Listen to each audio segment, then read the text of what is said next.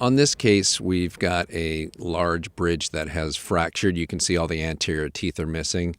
You can see it's a yellow, high noble gold substructure for this bridge, and it's a really big bridge. And in fact, it's a horseshoe bridge. It's a full arch bridge. So if you were ever going to make a case for using a base metal, a non-precious metal as a substructure, you would want to do it on a case like this because it's going to have the highest strength as a framework.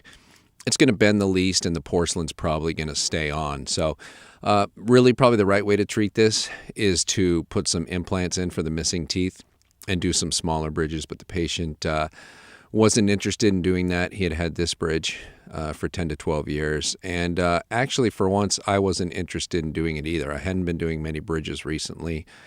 And since we started doing Bruxer, I was looking forward to finding a patient who could use a long span, like a full arch type horseshoe bridge that would be fabricated out of Bruxer. And so I was kind of happy when he walked in the door and had this broken bridge and didn't want to do the implants. I realized that a big bridge like this is probably not the best way to restore this situation, but I was willing to do it, and it's what he wanted to do. So we've got our razor burr from Axis Dental out, cutting through that yellow high noble metal, which is really easy to cut through. And you can just see it deflect and bend as I turn it back and forth, which makes it very easy to remove that bridge. Obviously, a base metal bridge would be even more difficult. And a zirconia bridge, like the Bruxer bridge that we're going to place here, would be even more difficult to cut through down the road because the material is so strong. So we took it off, and we've got some teeth, as you'll see in a minute, with some questionable posts that are in place and kind of a lack of a buildup. There's a post there, I see it, but there's no buildup around it, and it just kind of disappears down into the canal and provides no height. So I'm going in with a small Gates Glidden drill, trying to find the canal next to this post, trying to see if I can create some space, because I'd like to be able to get this post out and put a proper size post in, get a post a little deeper into the canal, and then also attach a buildup. And I couldn't get in there with the Gates Glidden burr, so I'm just going in for a second with a hand file and verifying where the canal is, and just trying to get an idea of how long this is and where the post is. So I'm not actually doing endo here.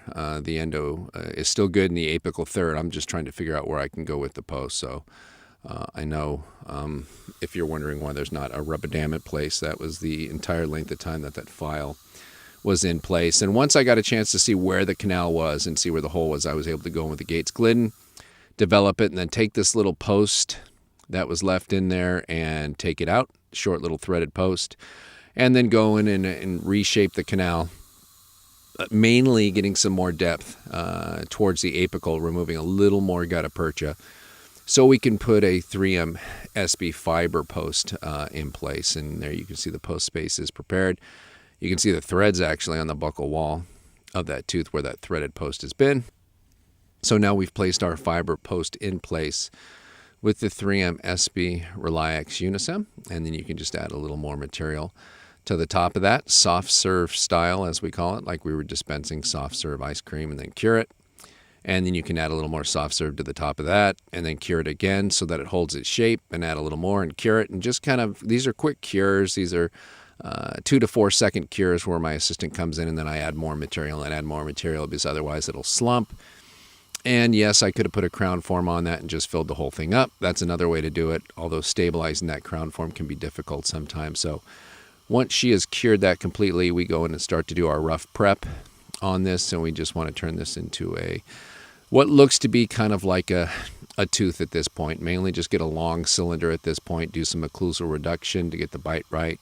This is a difficult way to prep teeth. It's a lot easier to have a virgin tooth, I found, and do the reverse prep technique as we go through here. But you can see how much we've gained in buildup there. I mean, we've absolutely gained a lot in terms of buildup. So now we're cleaning some tissue off the abutment right in front of that, just anterior to it, the cuspid. This is from Discus Dental. This is our NV micro laser, my new diode laser that I use on a lot more cases than you might expect. Certainly in a case like this where we need to expose some more clinical crown, it's going to be expected, but I'm touching up tissue all the time, even on anterior cases. A lot of times just trying to make 8 and 9 match because they appear to have different clinical crown lengths because of the position of the gingiva. Ultimately, it probably has to do with the position of the root of the tooth and where the tooth is, but, we don't get an opportunity to do ortho and make it look perfect. So I'm using my NV laser to expose some more tooth, but still maintain a proper biological width of 3 millimeters. And we're going to need more tooth structure if this patient wants to go the non-implant route. We're going to be putting a lot of stress on these teeth. When you take 4, or in this case 6 teeth, and put a whole arch on top of it in terms of a bridge, that's a lot of stress for those teeth to handle, to do the work of 12 of these teeth. So we know that if it's going to have any kind of success, we need to grab onto a significant clinical crown, and they also need very good bony support as well. And oddly enough, these teeth, as battered and broken down as they look, do have good support. Here we are removing a short stubby post on the other side. You're looking at it Brady Bunch split screen, just because you already saw how we did this once before and cleaned it out. The fiber post goes in, we soft serve the buildup on top of it, and there are the 6 teeth that we have left that we're going to try to restore this case. So those are the biotemps. They've been relined. That first appointment was all about controlling tissue, getting rid of old posts, putting in new buildups, all that stuff. I had no intention of taking a final impression on that first day. And that's been one of the hardest things to change in the way I've approached dentistry, but I have been able to change it. And that is resisting the urge to take the final impression on a day where we've made significant changes to either the periodontal tissues, especially the periodontal tissues, because it's just too difficult to get a good impression that day when you do all the prepping, and you're going to place the biotemps and you need to let them heal a little bit. So the biotemps have been on for 2 weeks here, and he had a chance to evaluate the size and shape and the vertical dimension, and he was happy with all of them. So today, on the second appointment, 2 weeks later, we're actually going to take our master impression. So we really have no preparation to do today. We're just doing our 2-chord technique, where the bottom 00 chord's going in first, and here's the 2E chord going on top of it. Dentists will ask me, that 2E chord has epi in it. Why do you use it? Well, I think you saw right there as I was putting that last chord in, there was just a smidgen of bleeding around there, and we try to avoid that at all costs if we can. And so I like the extra safety approach of a little epinephrine in there. Again, this is a patient who can handle the epinephrine. He had it in the local anesthetic injection. Custom tray, of course, you'll see me use custom trays all the time because I just like the fit and the material savings. But certainly on a full arch case for a roundhouse bridge, you're crazy not to use a custom tray. And the impression looks good. We've got the preps in place. And again, this is going to be a full contour Bruxer Zirconia bridge. So the whole thing's going to be absolute Zirconia, so it's going to be nice and strong.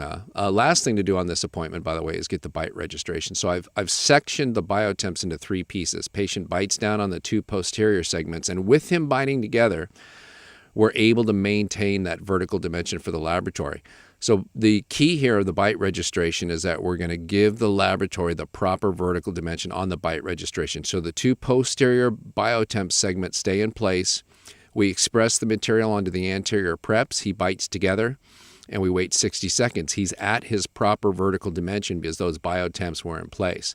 Now we take the biotemps out, and with the anterior bite registration that's already set in place to give us the proper vertical dimension, we squirt bite registration on the posterior preparations, have them bite into the anterior bite registration, and now we have a full arch bite registration at the proper vertical dimension. The only way to do this is to segment those temporaries. You need the biotemps or your temporaries in 3 segments so you can maintain vertical dimension.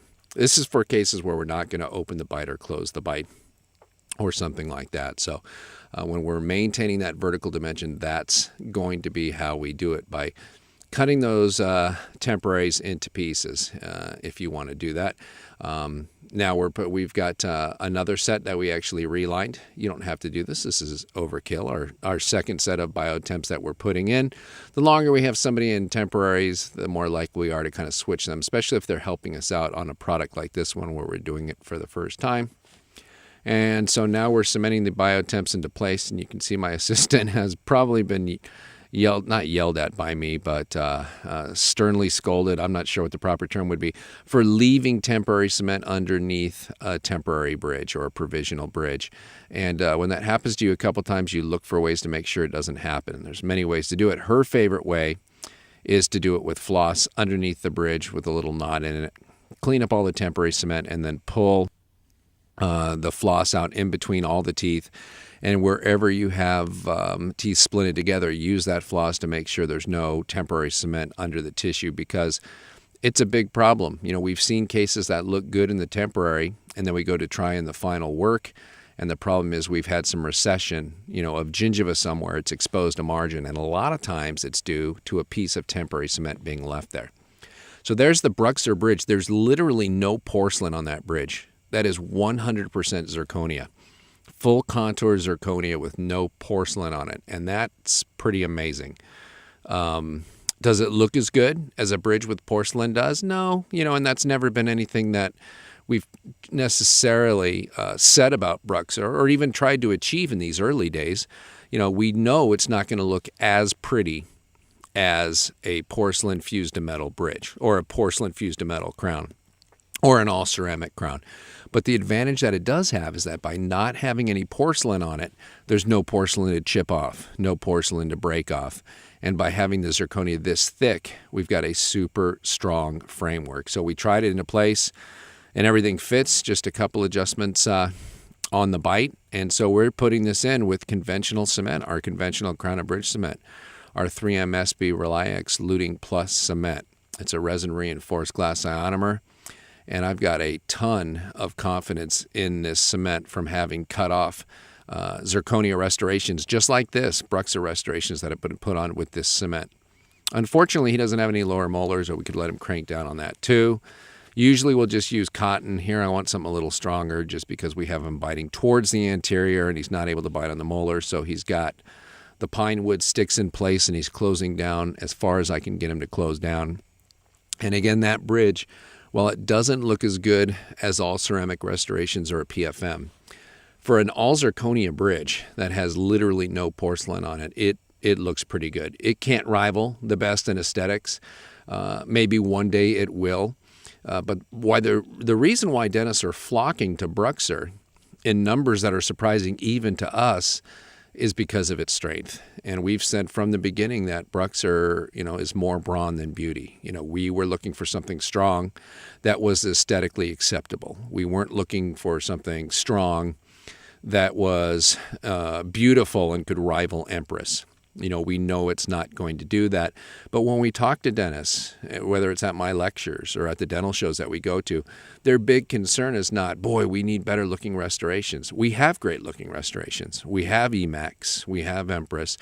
They want stronger tooth colored restorations. In fact, I used to ask dentists if we came out with a cast gold that was a shade A2, how many of you would use it? And literally almost every hand in the room would go up. Dentists love cast gold because of how durable it is and the fact that it doesn't break. And it's the fact that it's ugly in the eyes of many patients and unaesthetic, why they won't choose it. And this is not a cast gold in a shade A2, but it's getting closer. It's certainly a step in the right direction. This is a monolithic restoration that is all zirconia. And look at that. I mean, that's pretty decent, right? I mean, you can tell it's not a biotemp. Is it the greatest looking full arch bridge you've ever seen in your life?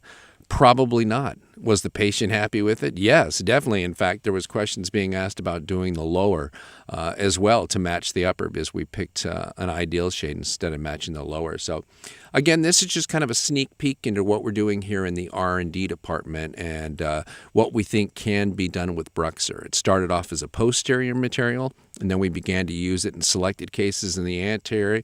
And this is the first time I've had the chance to use Bruxer as a full arch solution for a patient who required a maxillary bridge, replacing all the teeth on just 6 abutments.